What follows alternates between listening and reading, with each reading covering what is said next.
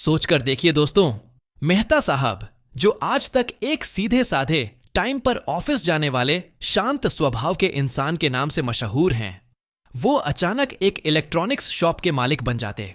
सबसे पहले तो सोसाइटी वालों का रिएक्शन ही जबरदस्त होता। जेठालाल को तो विश्वास ही न होता कि उनकी प्यारी गड़ा इलेक्ट्रॉनिक्स अब मेहता साहब के हाथ में चली गई है। गोकुल धाम के पुराने सीन याद कीजिए। जेठालाल हर मुसीबत में सबसे पहले मेहता साहब को फोन करते हैं, और अब जब दुकान की पूरी जिम्मेदारी ही मेहता साहब पर आ जाती तो जेठालाल की टेंशन डबल हो जाती। मेहता साहब ऑफिस के काम और दुकान के बीच बैलेंस बनाने की कोशिश में और भी ज्यादा सीरियस मोड में चले जाते। उनकी हल्की फुल्की हंसी मजाक वाली आदत कम होती और दुकान की जिम्मेदारियां उन्हें एक बिजनेस माइंडेड इंसान बना देती। अय्यर को तो खूब मजा आता, क्योंकि अब जेठालाल के पास उन्हें चिढ़ाने का कोई मौका ही नहीं रहता। जब भी जेठालाल सोसाइटी में आते, लोग पूछते, अरे जेठा जी, आप तो आजकल फ्री रहते होंगे, दुकान तो मेहता साहब संभाल रहे हैं ना?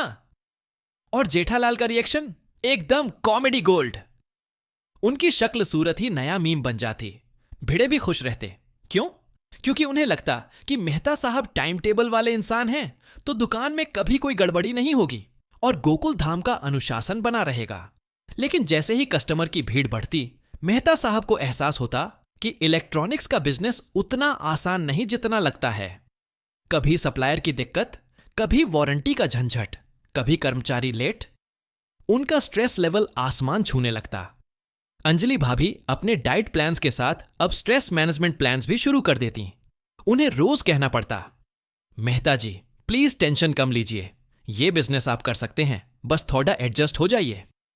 और टप्पू से ना, उन्हें गढ़ा इलेक्ट्रॉनिक्स का पूरा माहौल ही बदल हुआ लगता। जेठालाल की मस्ती गायब और मेहता साहब की शांत प्रोफेशनल स्टाइल समझ ही नहीं आती। आखिर में सबको पता चल ही जाता कि हर इंसान का अपना एक जोन होता है, और जेठालाल का जोन बिजनेस है, जबकि मेहता साहब का जोन ऑफिस, लिखना और शांत जिंदगी। इसलिए गोकुल धाम की असली दुनिया तभी पूरी लगती है जब गढ़ा इलेक्ट्रॉनिक्स का मालिक वही हो, जेठालाल चंपकलाल गढ़ा।